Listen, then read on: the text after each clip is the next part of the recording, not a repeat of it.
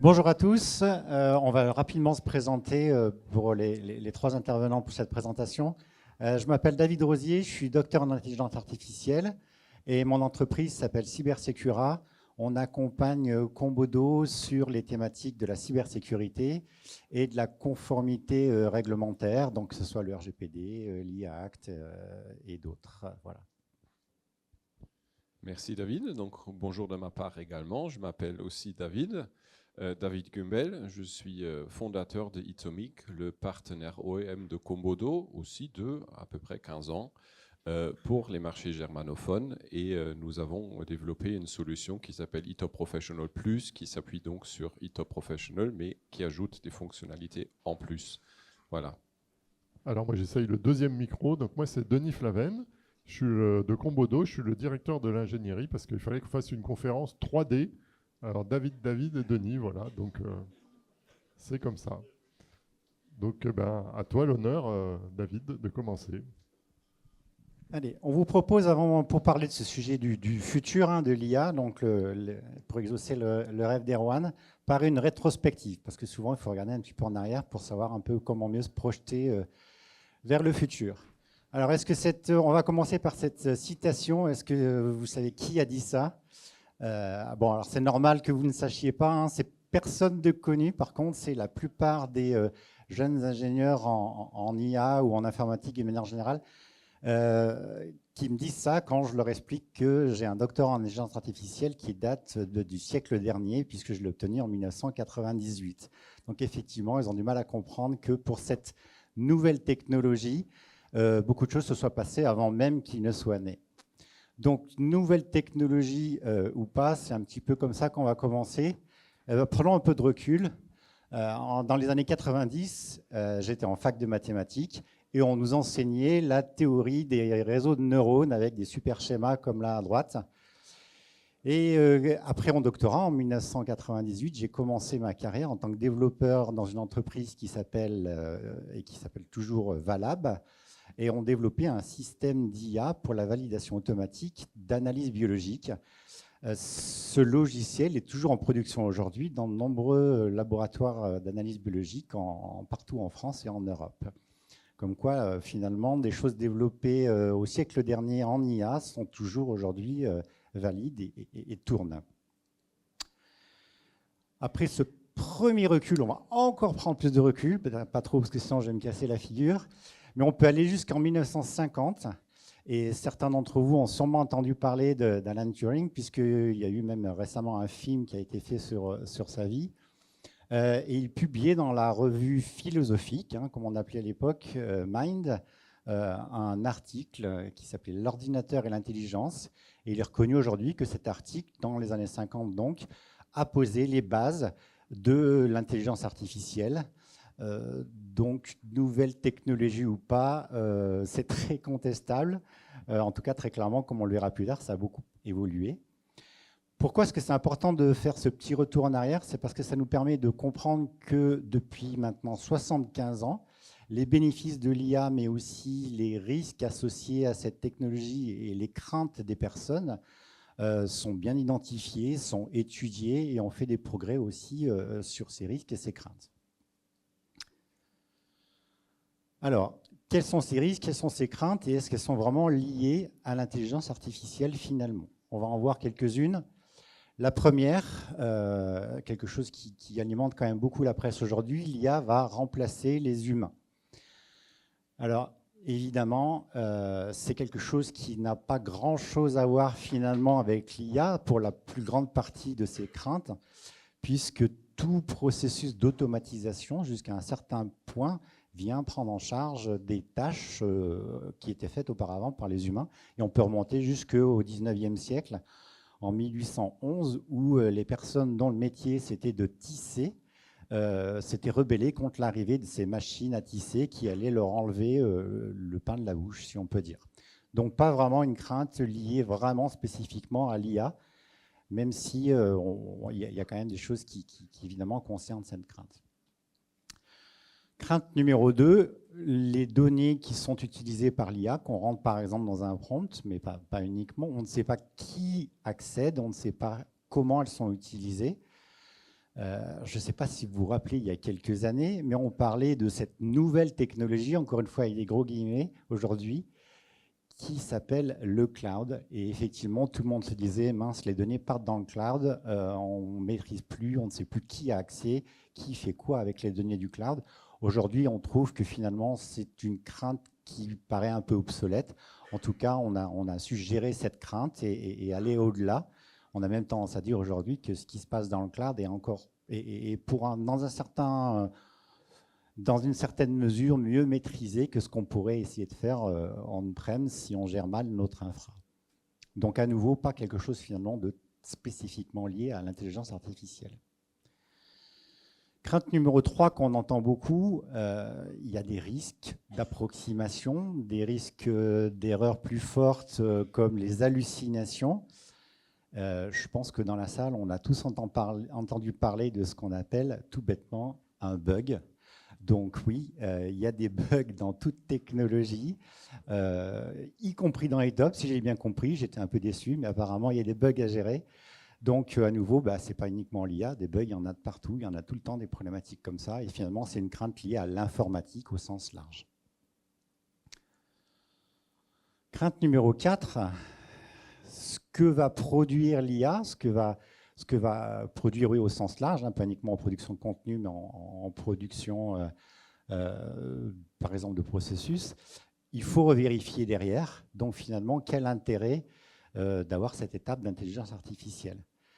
Je ne sais pas vous ce que vous en pensez, mais pour moi, dès qu'on utilise une technologie dans un cadre professionnel, un logiciel métier, un logiciel, etc., forcément, il y a une certaine partie de ce qui est généré qu'il faut revérifier. Ça n'a jamais été une bonne pratique de faire une confiance aveugle dans ce que produit une technologie dans un cadre professionnel avec des impacts forts. Donc, à nouveau, pour moi, pas vraiment un risque lié spécifiquement à l'IA, mais finalement, quelque chose qu'il faut gérer dès qu'on utilise une technologie dans un cadre professionnel avec des impacts potentiellement forts. Et pour finir, la crainte numéro 5, on a une compréhension limitée de ce que fait l'IA, comment elle arrive à un résultat. On parle de boîte noire.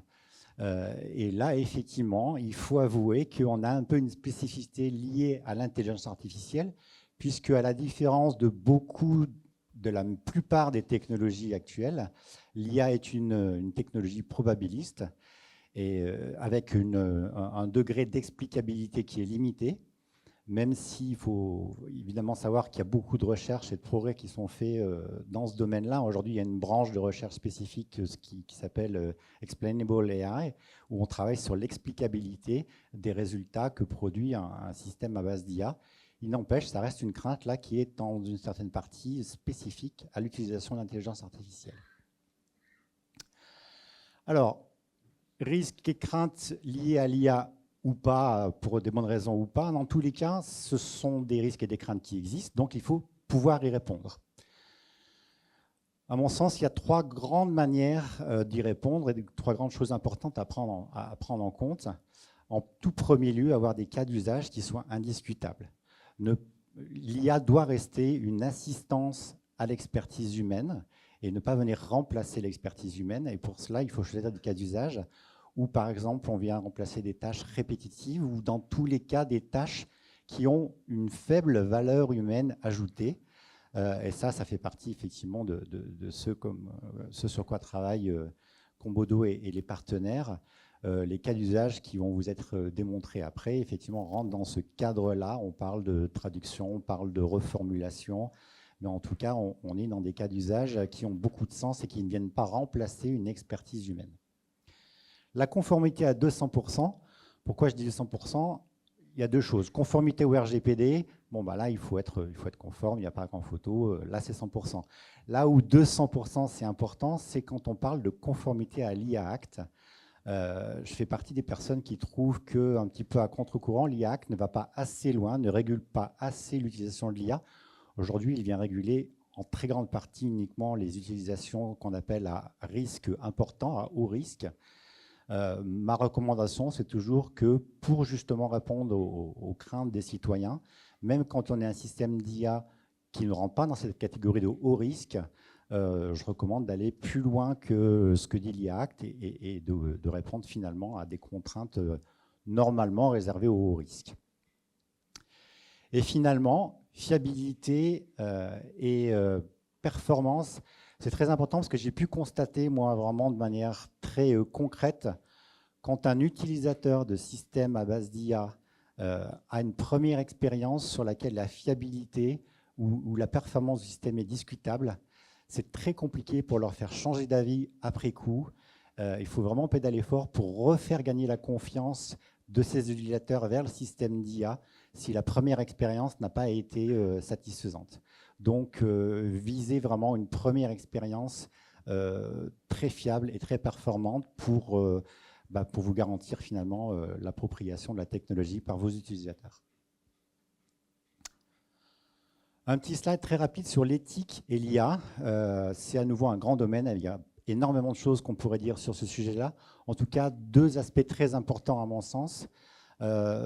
S'assurer que l'utilisation de l'IA ne constitue pas une perte de confidentialité pour les données, et notamment pour les données confidentielles. Ici, c'est le RGPD qui vient cadrer ce risque-là. Évidemment, pour vous, ça impose de garder la maîtrise de toute votre gestion des systèmes IA, de l'entraînement jusqu'à l'exécution, l'utilisation opérationnelle, pour s'assurer qu'il n'y ait pas effectivement de perte de confidentialité. Et le deuxième aspect, c'est s'assurer que l'IA ne vienne pas créer des risques d'impact négatif sur les droits des personnes. Donc ça veut dire, et ça c'est l'IA Act qui vient cadrer juridiquement cet aspect-là, s'interdire l'utilisation d'IA pour des utilisations telles que décider d'un refus d'assurance, d'un refus qu'est-ce que j'ai pris comme exemple, de crédit par exemple, ne pas refuser des candidats à un job uniquement basé sur de l'IA, ne pas rendre la justice sur des systèmes qui utilisent l'IA. Ça s'est fait dans certains pays et ils commencent à rétropédaler, à légiférer sur ces choses-là. L'IA Act l'interdit et c'est aussi à vous de vous l'interdire. Voilà juste deux petits aspects pour vraiment venir égratigner la surface de cet aspect éthique et IA. Voilà, c'est la fin de la rétrospective. Évidemment, depuis 1950, donc en 75 ans, l'IA a énormément évolué. Et on a assisté à une spécialisation de nombreuses stacks pour répondre à des besoins très spécifiques, avec une grande performance. Et on va rapidement, je pense, passer sur trois sous-technologies de l'IA qui sont utilisées dans le cadre de l'ITSM. Et pour développer cette partie-là, je vais passer la main à l'autre David. Je peux te piquer, voilà. Merci beaucoup, David. Voilà, donc juste très brièvement, pour que vous sachiez tous de quoi on parle, dans les ITSM, les outils ITSM et le domaine d'ITSM, il y a trois sortes de IA que on pense sont pertinentes. Donc en première ligne, l'IA générative. Je pense que vous connaissez tous. Donc on génère un contenu avec l'IA, du texte, une image, une vidéo, un résumé, ce genre de choses. On en parlera beaucoup par la suite.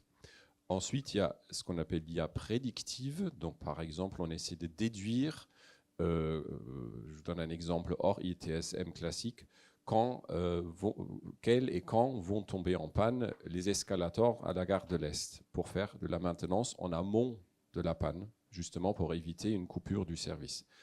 Pour cela, il faut par exemple des grands volumes de données. Donc, c'est un sujet dont on parlera moins aujourd'hui et qu'on voit un peu moins prioritaire en ce moment pour ce qui est ITOP et ITSM. Et puis le troisième, c'est le IA agentique, donc exécuté en arrière-plan. Un agent IA avec une tâche relativement clairement définie va quand même en une certaine autonomie prendre des décisions, faire quelques actions et passer par exemple en escalade un ticket. Voilà, donc très brièvement, ce sont les trois éléments à retenir. Et puis, j'ai l'honneur de vous présenter un peu le début, en tout cas, de l'évolution des travaux communs qu'on a menés avec Kombodo, notamment depuis un an. Vous vous souvenez peut-être, en tout cas certains d'entre vous, qui étaient présents au RIC à Lyon, également sur un bateau, donc voilà, il ne faut pas changer les bonnes habitudes, que nous avions présenté des prototypes à l'époque sur la base de ITOP Professional Plus, et nous avions fait ensemble des démonstrations, des prototypes sur lesquels on avait travaillé chacune des deux entreprises. Pour Kommodo, c'était la recherche à base de IA dans la documentation d'ITOP, justement, je pense, hein, avec des exemples qu'on a fait qui allaient très très bien, mais on peut par exemple poser des questions à laquelle l'IA va essayer de répondre, et peut-être elle ne devrait pas. Je me souviens d'un exemple qu'on a cherché, comme exemple, quelle est la meilleure version de ITOP? Et je crois qu'elle a répondu que c'était la 2.7.6, je ne sais plus. En tout cas, gardez ça en tête, hein, c'est la meilleure. Voilà. Bon, il y a un an, c'était la meilleure. La 3.3 va venir, elle sera encore meilleure, garantie. Une annonce clé qu'on a fait, une couche de base intégrative, AI Base, sera rendue publique et servira donc en tant que fondation pour l'intégration de l'IA dans ITOP, tout en garantissant, et ça c'est très très important, la souveraineté de données à laquelle vous êtes sans aucun doute habitués, attachés et qui nous est très chère, comme à vous. Voilà. Donc, pour que vous ne vous perdiez pas dans tout ce qu'on va vous présenter, raconter et dont on va discuter, on a pris des codes couleurs. Donc, tout ce qui est vert, ça existe. Hein, voilà. Donc, c'est AI Base avec ce qu'on appelle les Single Turn Conversation. Je vous expliquerai tout à l'heure ce que c'est. Et c'est compatible avec ITOP 3.2, d'un point de vue purement technique. Ensuite, ça ne veut plus, Delphine, désolé. En orange, ce qui viendra, sur quoi on travaille en ce moment, sans que ça soit terminé. Et si je dis ça viendra, ça veut dire ça viendra probablement, mais ça ne viendra pas cette semaine. C'est les multi-turn conversations, les conversations multitours. Ce sont ce qu'on appelle du tool calling ou du function calling. Je vous expliquerai tout de suite ce que c'est. Et le langage naturel AOQL. C'est Denis qui vous expliquera et qui vous démontrera ce que c'est, ce que ça fait. Et ensuite, en violet, le futur probable, potentiel, plus loin, où on parlera d'exécution en arrière-plan, de l'IA agentique et l'indexation sémantique. Voilà. Ceci dit, donc on a dit qu'on va rendre public AI Base, et ces choses faites, vous la trouvez sur GitHub, on vous donnera les liens à la fin de la présentation. Donc, c'est disponible sur GitHub pour les développeurs, intégrateurs, joueurs et geeks. C'est disponible à notre aimable clientèle dans notre produit, et il est prévu d'intégrer cette couche intégrative, pas fonctionnelle, intégrative, dans ITOP 3.3, donc dans toute version qui se base sur le corps de 3.3, elle sera inclue, communautaire, atelier, forge, etc. Comme dit, c'est une démarche commune entre Kommodo et nous, qui m'a fait beaucoup de plaisir. Merci beaucoup pour tout le travail qu'on a pu faire ensemble. Voilà. Et je répète, c'est une couche d'intégration. Vous l'installez, ça change pour le moment strictement rien dans votre ITOP. C'est à vous de choisir si vous voulez ou pas vous en servir pour vos propres développements. Qu'est-ce que ça fait d'un point de vue technique? J'essaie de ne pas tomber de la scène. Voilà. C'est les risques liés à l'IA. Donc, vous êtes libre de l'utiliser ou pas. Je l'ai déjà dit. Vous êtes libre de choisir quel fournisseur de IA vous souhaitez employer. OpenAI, Mistral, Anthropic, mais aussi Ollama, qui est une engine locale qui permet d'exécuter donc des LLM open source, open weight, en local. Ah, oui, je peux. Oui, mais là, j'ai toujours le risque accru de tomber. Donc, si je tombe, ne rigolez pas. Voilà, merci.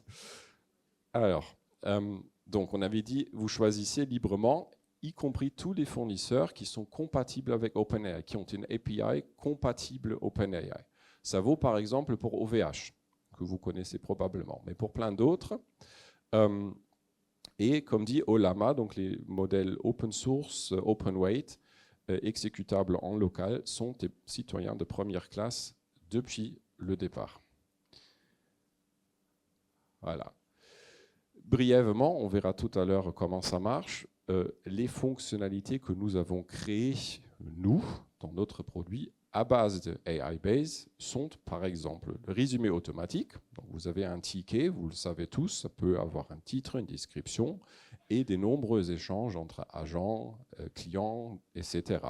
Ça peut être un peu long à lire. Surtout, vous reprenez la main sur un ticket qu'un collègue a géré, qui est en vacances, etc. Ça peut être pratique d'être vite fait au courant de l'essentiel. Donc ça, c'est une des fonctionnalités que nous avons implémentées, qu'on verra tout de suite. Et puis aussi la qualification automatique. Vous avez un ticket qui est venu par mail, pas par le portail, donc il n'est pas classifié, est-ce que c'est un incident, est-ce que c'est un service request. Qu'est-ce qui est avec l'impact, l'urgence, le service, la sous-catégorie de service, etc. Donc cela peut être fait automatiquement par l'IA de votre choix. Et c'est faisable tout de suite dans un eTop Professional Plus. Voilà. Et j'ai préparé une toute petite démonstration en vidéo pour que vous puissiez voir à quoi cela ressemble. Je précise en amont, parce qu'on ne peut pas le voir, que cette démo, c'est fait avec une IA open source, open weight en local. Donc il n'y a rien qui passe dans la cloud dans cette petite démonstration. Ça reste purement en local. C'est un Ollama qui est derrière.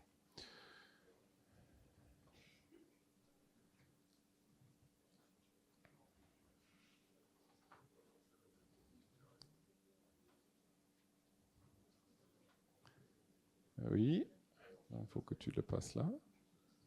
Super.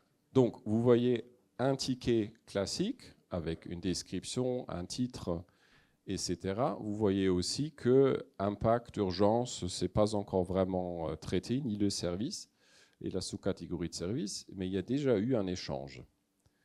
Donc, vous pouvez demander à votre IA, à l'occasion une IA locale, de faire une catégorisation. Réfléchir un petit peu, c'est du local, c'est un peu moins rapide. La démo, je l'ai fait sur un laptop, en fait. Ce n'est même pas un serveur qui est derrière. Vous voyez, il a fait mise à jour l'urgence et, oh, désolé, là-bas, c'est le service et la sous-catégorie de service qui ont été renseignés. Et il y a aussi une entrée automatiquement ajoutée dans le journal privé par l'agent. Donc ça reste quand même l'homme qui est responsable des actions faites par l'IA, mais avec une remarque que c'était l'IA qui l'a fait. Ensuite, le résumé. Vous ne voulez pas lire tout ça, vous voulez juste avoir l'essentiel. Pareil, il va réfléchir un tout petit peu et il va vous afficher l'essentiel là-haut, y compris les étapes clés de la communication qui ont eu lieu ici. Sans modifier le ticket. C'est purement à titre d'informatif. Ensuite, vous avez dans le journal public un petit bouton de plus qui s'appelle AI. Et la première fonctionnalité, donc, c'est la traduction. Ça, c'est une langue que je vous laisse deviner. Et je ne vais pas vous dire ce que ça veut dire. Il va réfléchir et il va mettre ça dans le journal public sans le pérenniser. C'est à vous de choisir si vous voulez utiliser ce texte ou pas. Deuxième fonctionnalité, réponse. Question, réponse, fin. Donc vous demandez à votre IA comment est-ce qu'on redémarre un iPhone. Il va vous donner la réponse, pareil, ici, à vous de choisir si vous voulez l'utiliser et pourquoi. Dernière fonctionnalité, les agents de service, sans vouloir être injustes avec qui que ce soit, parfois ils sont un peu pressés, la politesse n'est pas toujours idéale. Donc je mets un texte vraiment très très vite fait pour qu'ils puissent le rendre plus poli, professionnel, orienté clientèle, etc. Donc ça c'est plutôt mode texto, hein. Il va réfléchir et vous allez avoir une version plus sympathique. Could you please restore your phone? Attempt the action again and then report back to me. Thank you for your cooperation. Voilà, donc ça c'est plus pro, hein. Voilà, donc ça, c'est les 3 choses que je peux vous montrer là. Alors moi, je vais vous faire une autre démonstration. Je prends la petite télécommande. Euh, donc, un autre cas d'usage, c'est la fabrication de requêtes en langage OQL à partir du langage naturel. Alors pourquoi? Si vous avez utilisé ITOP, vous avez vu qu'il y a plein d'endroits où on utilise des requêtes OQL pour paramétrer ou configurer des choses. Par exemple, là, c'est un tableau de bord. Mais il y a d'autres endroits, des règles d'approbation, des règles d'audit. En fait, partout où on a besoin de définir un ensemble d'objets, on a mis, souvent on a utilisé ce mécanisme-là. Pourquoi? Parce que c'est très puissant, parce que vous pouvez mettre des critères sur les objets, sur des objets liés, sur plein de choses. Donc ça permet une grande flexibilité. En même temps, c'est sécurisé, puisque les requêtes OQL respectent complètement les profils des utilisateurs, les silos, etc. Ce n'est pas du SQL, hein, vous ne pourrez pas faire d'injection SQL avec de l'OQL. Voilà, donc ça ne pose pas de problème de sécurité. Par contre, c'est difficile à écrire. Alors c'est difficile à écrire, pourquoi? Pour un utilisateur normal, déjà, c'est du charabia. Hein. Pour un informaticien, ça ressemble à du SQL, mais ce n'est pas du SQL. Il y a plein de petits pièges. Et puis en plus, il faut vraiment bien connaître le modèle de données. En OQL, on va utiliser les codes des champs, ce n'est pas la même chose que les labels. Le modèle de données, pour les gens qui font du support entre différents ITOP, il varie d'un ITOP à l'autre puisqu'il a pu être personnalisé. Bref, c'est quelque chose qui peut être assez compliqué à manier. Et on s'est dit, est-ce que là, c'est typiquement un cas d'usage où on se dit, l'IA, est-ce qu'elle ne pourrait pas nous aider? Alors, déjà, on se dit, ouais, c'est semblable au SQL. Et il y a des modèles d'IA du commerce, j'allais dire, ou même open source, hein, qui savent générer du SQL. Donc on se dit, on n'est pas très loin, peut-être que... Voilà. Mais quand même, il y a un truc fondamental, c'est que nous, on veut que ça colle au modèle de données. Si vous n'avez pas customisé votre modèle de données, créé des nouveaux champs, des nouvelles relations, il faut absolument que le système en tienne compte et que ça soit géré comme il faut, quoi. Voilà. Donc ça fait partie des petites difficultés. On n'a pas pu prendre un modèle sur étagère, j'allais dire, tout cuit. Pour faire ça, il a fallu faire un petit peu de travail. Et puis, ce faisant, donc on a expérimenté ça dans l'année qui s'est écoulée. Et ce faisant, on voulait aussi expérimenter l'interaction avec l'utilisateur, à quoi ça ressemblait, comment bien l'intégrer. Et rapidement, il apparaît une chose, c'est que au départ, on avait dans l'idée de dire on va générer de l'OQL. Et puis rapidement, on s'est dit, mais en fait, c'est juste ça peut aussi être vu comme une nouvelle façon de faire des recherches. Ce qui m'intéresse, après tout, lequel c'est bien, mais moi je veux les résultats, quoi. Je ne veux pas avoir ensuite à exécuter la requête manuellement. Voilà. Donc c'était ce qu'on a prototypé. Et ce que je vais vous montrer maintenant, c'est ce prototype. Alors ça reste un prototype. Je ne sais pas si j'ai un truc de démonstration. Donc le prototype nous a servi à la fois à valider est-ce qu'on arrivait à faire le job, à générer de l'OQL, et puis en même temps tester un petit peu les interactions utilisateurs. C'est pour ça que vous verrez, par exemple, il y a un pouce en haut ou un pouce en bas dans l'interface pour qu'on ait ce genre de feedback. Alors là, pareil, j'ai une petite vidéo. Hop, normalement, si je fais ça, est-ce qu'elle se lance? Voilà, c'est parti. Donc là, j'ai en haut ma petite baguette magique d'IA, où je vais dire, OK, je veux faire une recherche. Alors, elle me dit, qu'est-ce que vous cherchez? Je dis, moi, je voudrais la liste des tickets qui ont été créés hier. Voilà, la liste des tickets créés hier. Voilà, hop, allez, c'est parti. Je clique sur rechercher. Voilà, il réfléchit un petit peu. Ça va prendre un petit moment. Voilà, vous sentez les neurones qui tournent. Voilà. Et là, j'ai fait ce test la semaine dernière, donc il m'a trouvé un ticket créé le 13 novembre. Et en fait, il m'a généré l'OQL suivant. Voilà. Et vous voyez, en fait, on l'a dirigé pour ne pas utiliser des dates codées en dur. Donc il a fait un truc qui est aujourd'hui moins un jour. Donc c'est bien hier. Voilà. Alors je peux faire un deuxième essai. Un peu plus compliqué peut-être. Je voudrais la liste des personnes qui sont dans aucune équipe.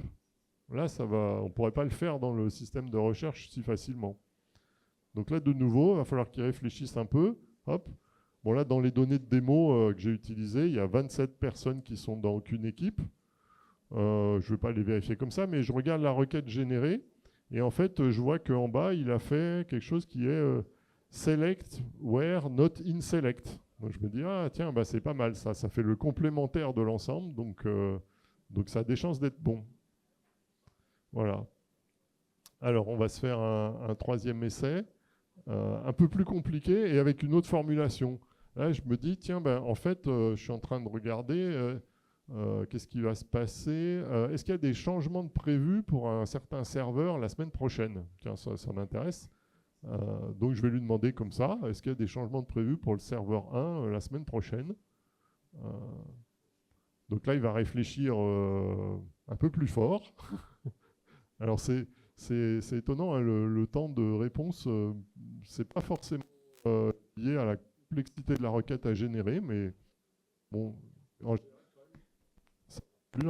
général, quand même, quand c'est bien compliqué, ça met un petit peu plus de temps. Donc voilà. Et là, en fait, il a trouvé quelque chose. Donc pareil, j'ai fait l'enregistrement la semaine dernière, donc il a trouvé un changement qui est pour demain. Donc c'était il y a une semaine, donc c'est bon. J'ai dit c'est un changement de l'alimentation électrique du serveur, bon, parce qu'elle a un petit problème. OK. Et il y a bien le serveur 1 qui était lié à ce ticket de changement. Donc on est pas mal. Et si je regarde la requête, cette fois, vous voyez qu'elle est un petit peu plus trapue. Dedans, on va retrouver le nom du serveur 1, hein, il a bien filtré sur le serveur 1. Le statut, c'est bien quelque chose de planned, j'avais dit prévu, donc voilà. Et puis la date, alors là, il y a une formule barbare pour calculer un décalage de date pour avoir vraiment l'intervalle de la semaine prochaine par rapport au jour courant. Voilà. Et un dernier exemple, alors là, c'est pareil, c'est en expérimentant, on s'est aperçu que, tiens, on pouvait faire aussi des choses un petit peu plus amusantes. C'est, par exemple, je voudrais la liste des personnes, mais groupées par organisation. Donc, ce n'est pas juste la requête OQL, parce qu'en OQL, on ne fait pas des group by. Là, on va extraire une information supplémentaire, de dire, tiens, il faut aussi faire un group by. Et là, en fait, on a décidé, quand c'était comme ça, de faire une présentation sous forme de camembert. Voilà. Donc, j'ai la liste des personnes groupées par organisation. Je peux cliquer dans le camembert pour avoir la liste. Et on ne le voit pas parce que c'est caché. En fait, là, la requête OQL, c'est simplement select personne. Mais derrière, on a extrait l'information que ça doit être groupé par organisation. Voilà, donc ça, c'est des petits exemples qu'on a enregistrés, que j'ai enregistrés la semaine dernière. Je pourrais vous en montrer d'autres si ça vous amuse. J'ai mon PC et si on a du réseau, ça peut marcher. Parce que là, ça ne tourne pas en local. Super, merci beaucoup Denis. Je te pique ce petit outil.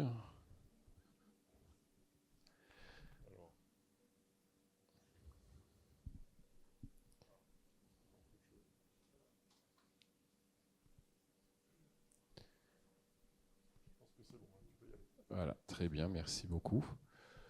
Donc, vous vous souvenez, ce qui est vert existe, ce qui est orange, c'est en cours, on travaille dessus. Donc, aujourd'hui, AI Base, ça fait que du single turn conversation. Question, réponse, fini. Vous l'avez vu dans la démo, c'est suffisant pour tout un cas d'usage, mais on veut bien en faire un peu plus, du multi-turn conversation. C'est ce que vous connaissez quand vous faites un chat avec ChatGPT, avec Mistral, etc. Vous avez des échanges. Et le échange N+1 fait référence à tout ce que vous avez discuté en amont. Il en a une conscience du contexte. Donc, exemple tout bête, un utilisateur remonte un problème de réseau.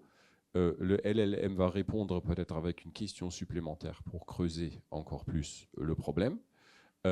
Il y aura une réponse, donc il s'agit du Wi-Fi. Et là, mon problème réseau, c'est du Wi-Fi. Parfois, ça marche, parfois, ça ne marche pas. Et dans la suite de la conversation, le LLM a conscience du contexte. Donc, il ne va plus vous redémarrer la même chose, au contraire. Donc, ça, c'est des multi-turn conversations. C'est un sujet sur lequel nous travaillons, qui sera intégré dans une version future de AI Base, qui, comme dit, est publique. Deuxième élément, qui lui se basera sur le multi-turn conversation, c'est un concept un peu plus technique, un peu plus compliqué, qui s'appelle du tool calling ou du function calling. Qu'est-ce que c'est? Très globalement, les LLM, ils ont appris à base de beaucoup de données. Mais il y a toujours une date de fin, et tout ce qui s'est passé après cette date de fin, le cut-off date, ils ne peuvent pas savoir, par principe. Ils ont arrêté d'apprendre en décembre 2024, tout ce qui s'est passé après, par exemple, ils ne peuvent pas savoir. Dans le même sens, ils n'ont aucun sens de ce qui se passe en ce moment, aujourd'hui, en temps réel, dans les données de votre e-top ou autre chose. Mais il y a un concept qui s'appelle du coup le tool calling. On peut dire au LLM, on peut le paramétrer d'une manière telle qu'il a connaissance de fonctions qu'il peut, s'il choisit que ça soit utile, demander de appeler. Je vous fais un exemple tout bête qui n'a rien à voir avec l'ITSM. Vous pouvez paramétrer un LLM en disant il y a une fonction qui s'appelle getWeather, parenthèse, ville. Qu'est-ce qu'elle fait? Décrit en langage naturel, elle te fournit la météo d'une ville dans ce moment. Vous commencez la conversation avec l'utilisateur, du contexte, multi-turn conversation avec un contexte, le modèle, il va dire « Ok, il faut que je demande que la fonction soit appelée ». Donc, par exemple, l'utilisateur, dans la conversation, il demande « Mais il fait comment aujourd'hui à Paris ?» Le LLM ne va pas répondre avec une réponse probabiliste. En général, à Paris, il ne fait pas très beau. Mais il va répondre avec « Merci d'appeler getWeather, parenthèse, Paris ». Vous appelez en local getWeather, Paris. C'est une fonction qui n'est pas dans la cloud, pas dans le LLM, c'est chez vous. Vous fournissez la réponse au LLM.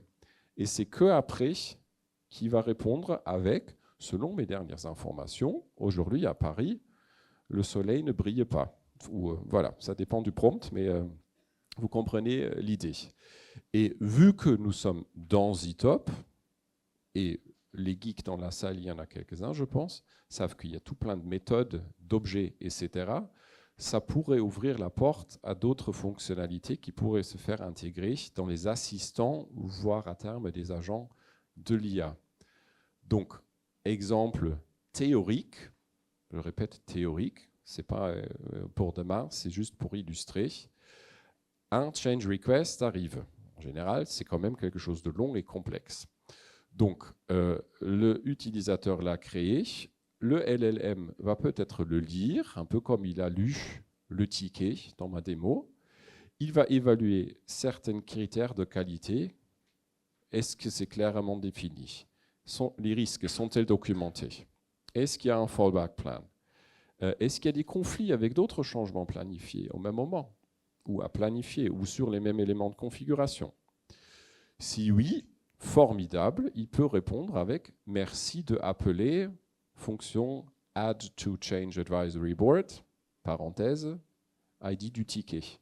Comme cela, on pourrait ajouter ce change request au change advisory board suivant pour qu'il puisse trancher sur son implémentation, oui ou non.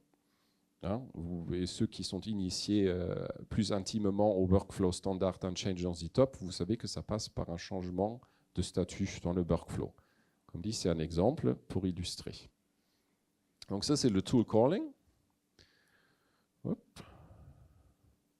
Ah, voilà. Et nous sommes maintenant dans le violet. Donc, vous pouvez tester, essayer vous-même. J'ai dit, le repository de AIBase, il est public. Donc, vous le trouvez sur notre page GitHub. Et pour que vous ayez une idée plus précise de ce qu'on peut faire avec, on s'est amusé à faire sous forme de tutoriel et pas à mettre en production pour apprendre l'inverse. Donc il y a la bibliothèque des requêtes OQL dans e-top, la Query Library, où il faut fournir une description de votre requête.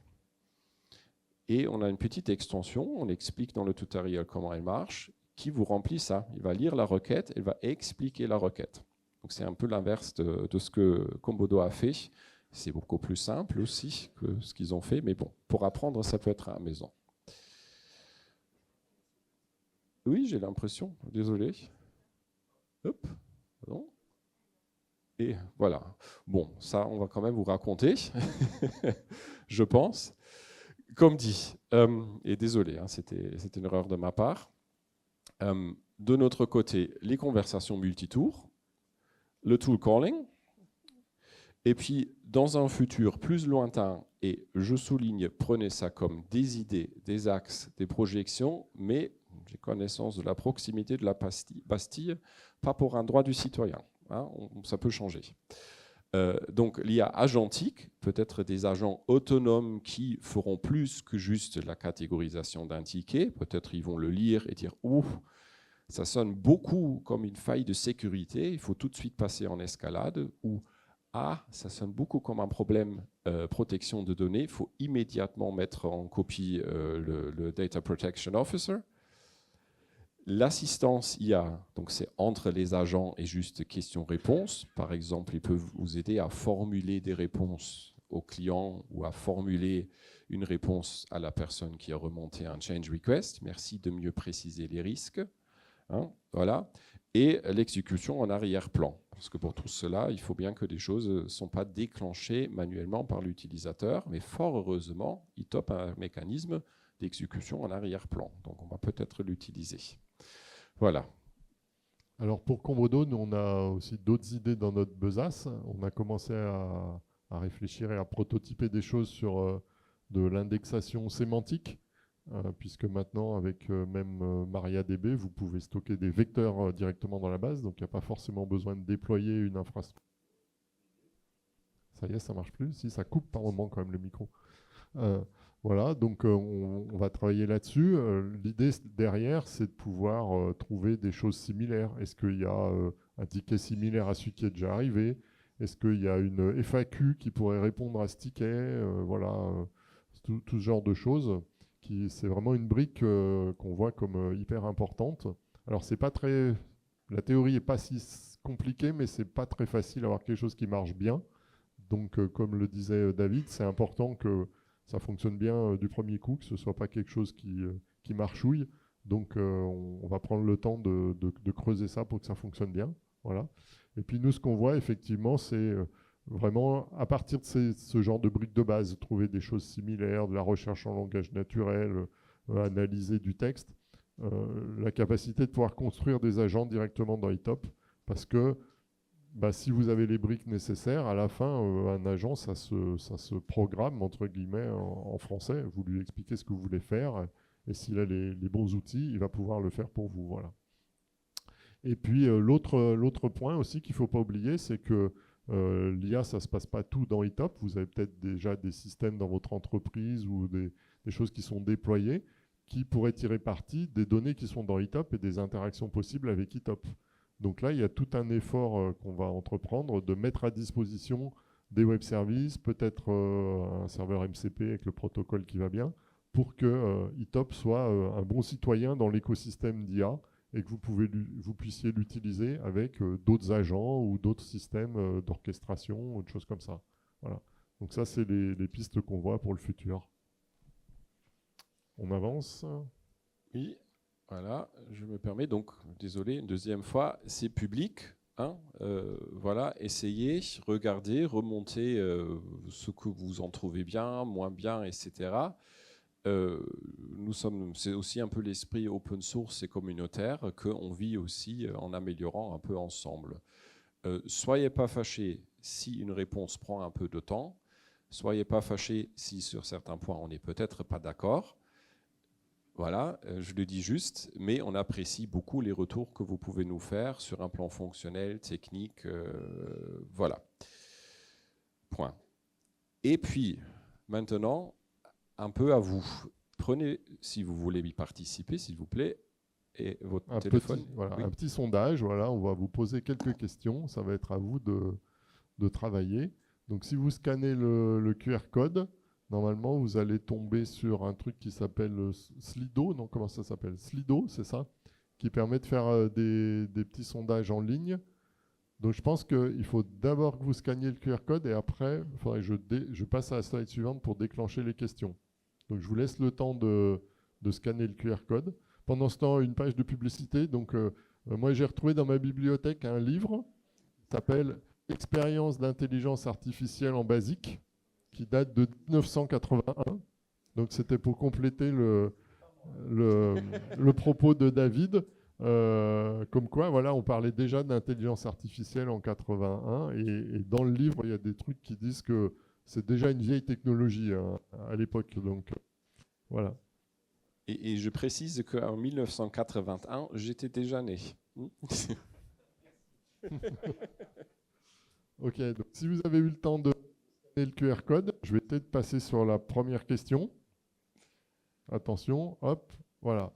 Donc là, une première question assez bateau, hein, c'est de dire, ok, est-ce que vous, dans votre travail tous les jours, vous utilisez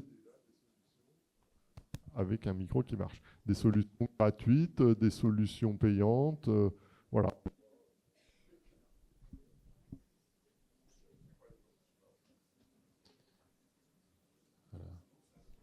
Donc je vous laisse le temps de répondre parce que quand je passe à la slide suivante, ce sera fini pour cette question.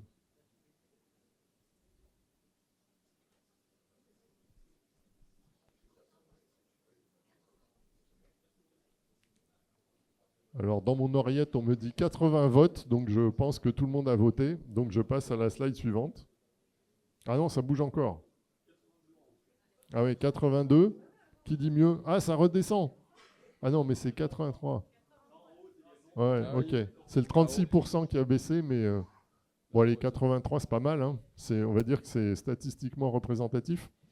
Alors, je passe à la question suivante. La question suivante, alors là, c'est plus compliqué. Il va falloir choisir 2 trucs parmi tout ce qui vous est proposé. Quels sont, selon vous, les 2 cas d'usage les plus importants que vous voyez pour de l'IA dans l'ITSM, hein, on va dire, dans notre métier? Et je ne sais pas si on voit tout à l'écran. On ne voit pas tout.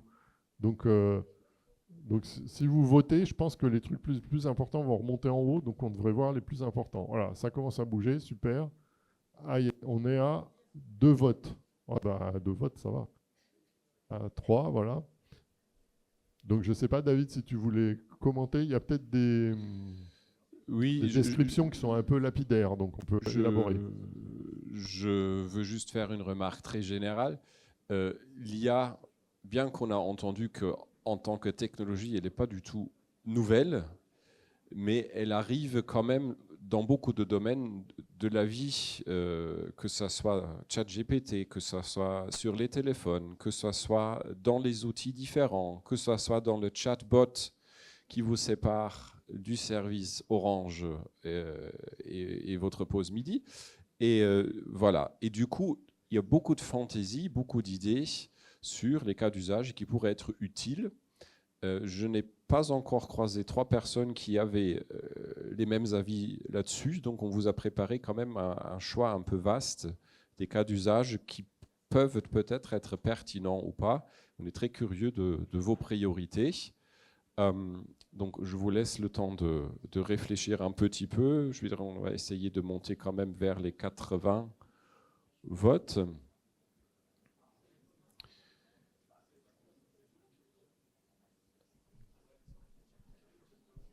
Mais je vous dis tout de suite pour la suite, on vous demande là les cas d'usage les plus intéressants pour vous. On vous demandera tout de suite après le contraire, les cas d'usage les moins intéressants. Donc vous pouvez aussi vous exprimer là-dessus d'ici quelques secondes, minutes, ça dépend.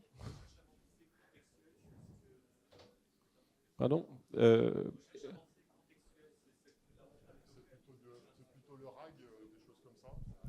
Voilà, donc c'est ce qu'on appelle le RAG, le Retrieval Augmented Generation, donc une recherche sémantique dans les documents.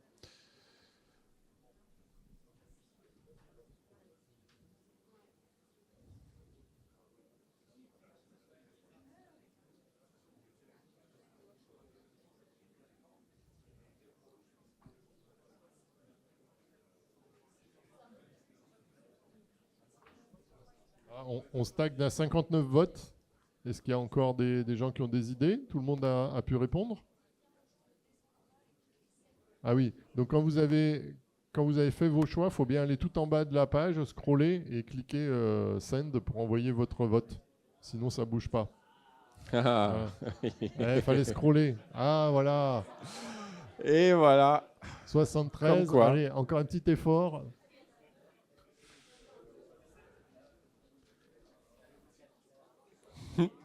Oui, On va y arriver. exactement. Oui. On n'est pas loin. Alors, dès qu'on dépasse les 80, je pense qu'on essaye de, Ouais, il nous en manque de 4 passer encore. Hein. outre. Il y en a qui ont refermé l'appli. Il ne faut pas fermer l'appli parce que sinon, il faut le QR code pour revenir. Ouais, si jamais. Et il est dans le coin, ouais, ça va. Allez, Alors, 77. 17. Bon, est-ce que tout le monde s'est exprimé? On va Alors. frustrer personne si on change de question. Donc, pour la suivante, ça sera peut-être plus simple parce que c'est les mêmes choix, mais pour vous, voilà les moins importants. Les moins importants, il ne faut pas se tromper. C'est les mêmes choix, mais la question est différente. Ok, donc il y a les polyglottes qui s'en foutent, ils savent traduire complètement parfaitement.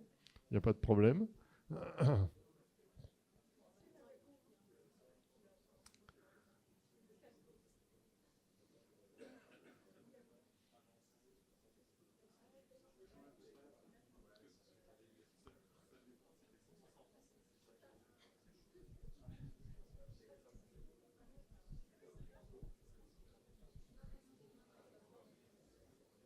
Et il faut toujours appuyer sur envoyer, c'est ça pour Oui, que oui, c'est oui, oui, pris en compte. quand la liste est longue, il faut toujours aller en bas et appuyer sur envoyer. Hein. 52 votes.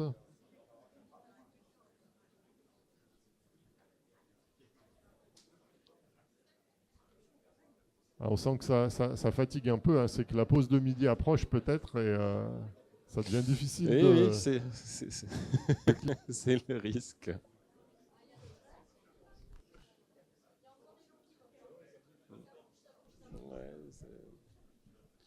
Voilà, nous nous approchons au chiffre magique de 80.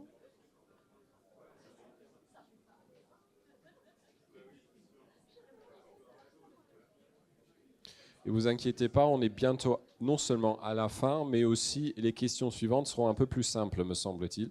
Il y a encore beaucoup de questions. Je pense qu'on peut passer. Allez, 78, c'est bon? Tout le monde s'est exprimé? 79? Allez. Un petit dernier. Ah, tu peux voir s'il y a Voilà, des gens 80. Très bien. C'est bon? On passe à la question suivante. Alors, Ok, la ensuite. dernière question, on reboucle sur le début de la présentation. Donc là, c'est voilà, quelles sont vos craintes par rapport à l'IA?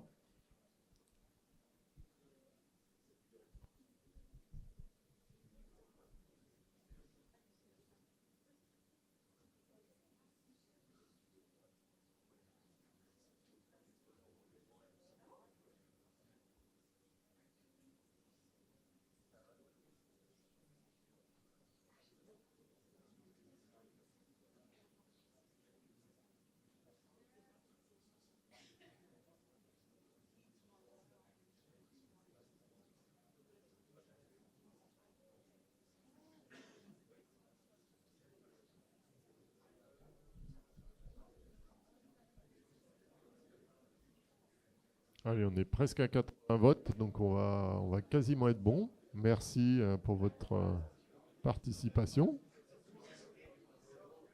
Ah. 80.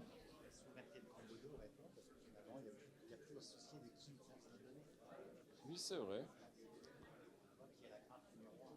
Oui. Ah, ça bouge pas. Allez, on passe à la question suivante. Merci. Hop. Ah, c'est une autre présentation avec des étoiles, c'est ça? D'accord.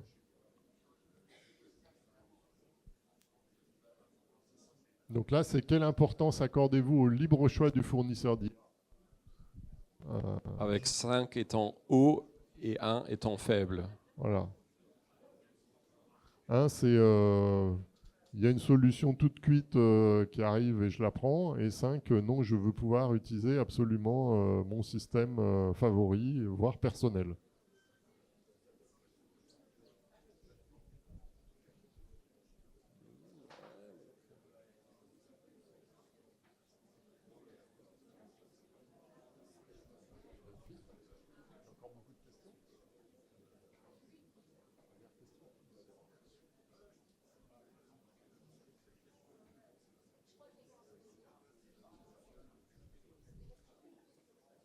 Allez, 76 votes.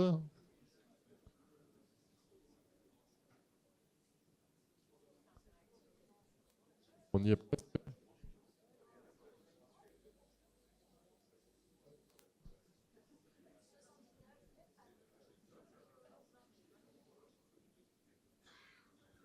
Les 80 sont toujours un palier difficile. Voilà. C'est bon. Allez, 80. On passe à la question suivante. Je crois que c'est la dernière question. And the last one. Ouais. Ah, c'est un peu... ça ressemble aussi. Hein. On parle là vraiment de la souveraineté des données et l'aspect open source. Alors, c'est vrai que l'open source dans l'IA, c'est un sujet qui n'est pas facile à définir. Hein. Il y a plein de questionnements. Qu'est-ce que ça veut dire vraiment un modèle open source, par exemple? Oui. Oui, c'est vrai. Enfin, on pourrait faire une conférence rien que sur ce sujet-là. Et je ne suis pas juriste, mais il y a des modèles qui sont sous une licence dite open source, Apache et autres. Mais l'idée de l'open source, en sens vrai du terme, c'est quand même de pouvoir reproduire, changer, etc. Donc, pour ce faire avec un LLM, en soi, il faudrait aussi une documentation claire des mécanismes d'entraînement et que les données d'entraînement soient également publiques. Et là, déjà, je veux dire, le choix se réduit drastiquement. Voilà. Et puis après, il faut avoir les moyens de faire l'entraînement. Ça peut être aussi un obstacle pas négligeable. C'est vrai. Voilà, ok. Eh ben, on est arrivé à 81 votes. Je crois que c'est le top. C'était la dernière question du sondage. Maintenant, on va pouvoir passer aux questions interactives de la salle. On a 5 minutes, sinon après, on va être en retard pour manger, c'est ça? Capitaine. Il ne faut pas prendre de risques avec ça, hein. C'est clair. Bonjour. J'ai une question concernant l'IA, mais plutôt côté développeur Kombodo ou Itoming. Est-ce qu'aujourd'hui, vous, pour faire évoluer, je suis ici, si vous me cherchez, devant, premier rang, juste savoir si vous utilisez des outils comme Cursor ou d'autres outils qui interagissent avec l'IA pour faire du développement et accélérer le développement de d'ITOP et de tous les composants qui sont autour. Alors on utilise chez Kombodo, alors pas tout le monde, les développeurs qui ont voulu, on utilise des choses qui sont intégrées dans l'éditeur PHP Storm, JetBrains, et il y a une bonne intégration notamment avec Copilot. Donc on utilise ça. On avait fait une campagne il y a déjà un peu plus d'1 an en demandant aux développeurs d'évaluer différents systèmes et de voir ce qu'ils en pensaient. Et le choix s'est porté sur Copilot. Voilà. Et ça marche, oui, ça marche bien. Après, faut apprendre à l'utiliser, c'est toujours pareil, hein, mais oui, c'est une aide appréciable pour les développeurs. Alors, ce qu'on avait estimé, comme ça à la louche, hein, les développeurs avaient dit à la fois l'aspect édition de code et l'aspect, j'allais dire, super Google Search, avec la conversation chat. Ils avaient dit, je gagne à peu près une demi-journée par semaine. Donc, voilà. Une autre question. Bonjour, moi j'ai une question sur la partie communication avec ITOP et la partie serveur MCP. Maintenant, le nouveau mode d'interface qui remplace les interfaces API REST et tout ça, ça s'appelle serveur MCP, c'est le standard. Vous l'avez tous les deux évoqué, David, avec l'angle des outils, mais des tools. En fait, ce qu'on va implémenter dans un serveur MCP, c'est justement les tools pour discuter avec l'application. Et toi aussi, tu en avais un petit peu parlé. Mais donc, ma question, c'est est-ce que c'est quand même, vous travaillez tous les deux sur ce sujet-là? Parce que pour moi, c'est hyper clé que vous sortiez cette nouvelle interface, cette nouvelle génération d'interface qu'on appelle serveur MCP pour qu'on puisse discuter avec ITOP pour consommer et aller plus loin. Ça fait partie des choses, oui, qu'on regarde de près. La question, c'est, OK, le serveur MCP, ça le vend en poupe maintenant. Qu'en sera-t-il dans 6 mois? Donc, il y a un peu quand même de... Voilà. Et après, ce n'est pas forcément l'alpha et l'oméga. C'est-à-dire que pour le tool calling, par exemple, c'est beaucoup plus efficace de passer directement par les outils en direct que par du MCP, dans certains cas. Mais clairement, ça fait partie des nouvelles API qu'il faudra avoir dans un outil d'ITSM. Ouais. C'est un petit complément, mais je laisserai David parler, c'est que moi je vois beaucoup d'éditeurs logiciels tous mettre en avant le serveur MCP. Pour moi, c'est en train de devenir un standard. C'est API REST, avant un webhook, maintenant c'est serveur MCP. Je pense que c'est pour moi un standard et que justement ça va être important pour faciliter des expérimentations tierces. Alors, j'allais juste ajouter une perspective à tout cela. Vous trouvez sur GitHub, si vous cherchez, au moins un serveur MCP fait par quelqu'un, c'était pas nous. Et si vous voulez l'utiliser, essayez, allez-y. Mais un constat que vous allez probablement faire, comme nous on l'a fait aussi, c'est qu'il manque un élément clé, et c'est de la génération des requêtes OQL basées sur ce qu'on fournit au serveur MCP, et le format de données d'entrée, ça reste le langage naturel. D'où, de mon point de vue, l'importance clé même de cette traduction de langage naturel à OQL, même pour avoir un serveur MCP qui fait qui fait plus que ce que vous pouvez déjà faire avec l'API REST, qui elle est déjà puissante. Voilà, c'est tout. Oui, dans les travaux qu'on envisage, il y a le serveur MCP, il y a probablement aussi des améliorations de l'API REST, et l'un va avec l'autre, puisque probablement que le serveur MCP s'appuiera sur l'API REST aussi. Donc, voilà. Mais oui, c'est le nouveau standard qui arrive. Encore une question? Oui. Oui, bonjour. Dans le cadre d'une implémentation full offline, la première question qui me vient à l'esprit, c'est l'IA, c'est génial, mais du coup, quid de l'hébergement? C'est-à-dire, est-ce qu'il faut absolument sortir et externaliser cette partie de service parce qu'il faut quand même une puissance de calcul? Ou est-ce qu'on pense à une solution alternative, c'est-à-dire avoir une puissance de calcul locale et du coup avoir une copie de votre code, mais ça veut dire qu'il faut synchroniser vous et nous. Mais pour des clients qui ont besoin d'une version déconnectée, ça pose des problèmes. Alors, l'intérêt de la couche AI base, c'est que vous pouvez brancher n'importe quel système ou n'importe quel modèle. Si vous avez un modèle local qui est accessible depuis votre ETOP, vous pourrez le brancher. Modulo qui respecte une des API connues, donc soit une API compatible OpenAI ou Ollama. Et après, ça dépend des usages que vous avez. Il faudra avoir la puissance de calcul correspondante de disponible. Ce sera peut-être plus lent en local, ou voilà, mais l'idée c'est que ce soit totalement possible, voire, je n'allais pas dire transparent, de changer de système, parce que si vous utilisez un modèle ou un autre, il faudra peut-être adapter des prompts ou des choses comme ça, mais en tout cas, il n'y aura pas de code applicatif à adapter pour passer d'un système à l'autre.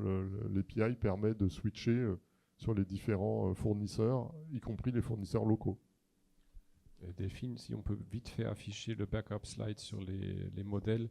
Donc, j'ajoute juste une perspective là-dessus pour peut-être vous aider à vous orienter. Donc, de un, ce qu'il disait Denis, c'est effectivement ça. Vous pouvez choisir d'interfacer avec un LLM hébergé en local.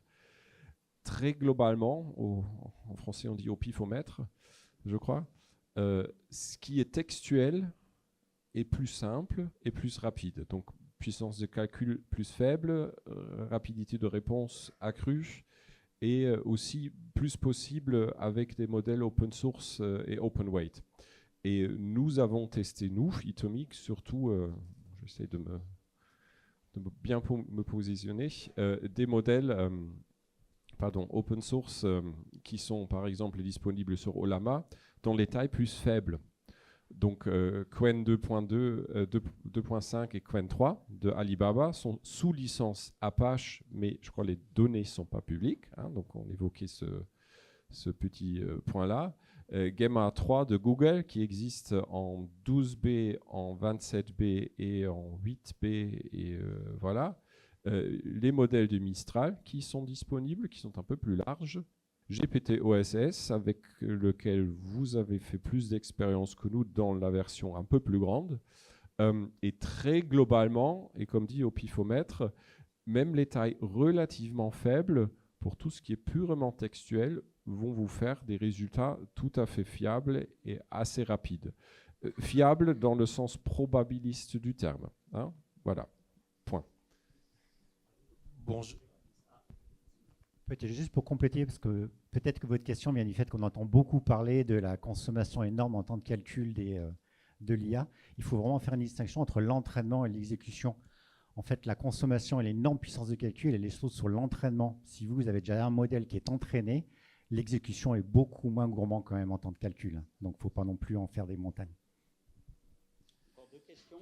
J'ai deux petites questions pour David Itoming, très rapide. Pour brancher sur plusieurs LLM, tu utilises un open router ou une solution propriétaire? Ah, d'accord. Alors, on branche sur un moteur, pas plusieurs, mais tu choisis lequel. Donc, tu prends que Mistral ou que Ollama ou que OpenAI.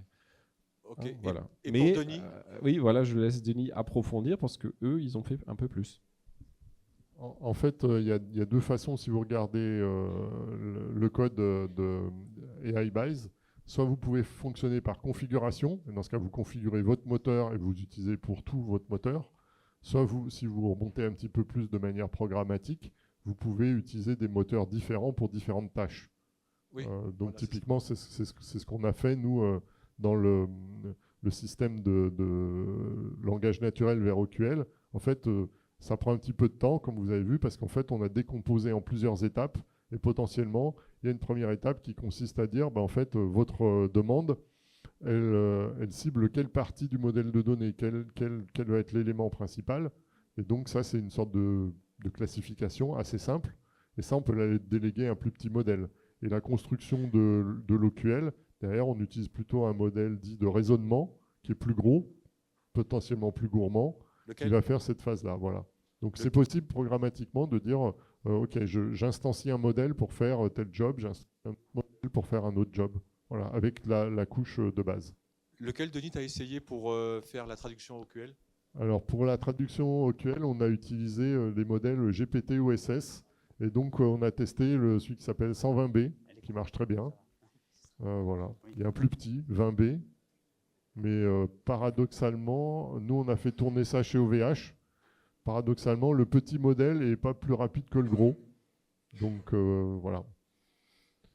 Alors je vous propose la dernière question qu'on m'a promise courte, donc réponse courte aussi. Okay.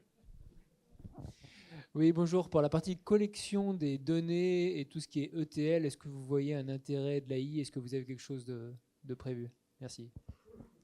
Alors on n'a pas encore beaucoup réfléchi à ça, donc ça fait partie des usages, je pense, qui vont émerger au fur et à mesure qu'on s'acculture à tout ça et qu'on trouve des nouveaux usages en se disant « Ah, mais finalement, ce serait vachement facile avec un truc d'IA de faire ça », alors qu'au départ, on se dit « C'est un casse-tête, on ne va pas se lancer là-dedans ». Donc ça, je pense que ça va venir, mais pour le moment, non. Réponse courte, non. Merci. Merci aux trois experts, David Rosier, David Gumbel et Denis Flavenne.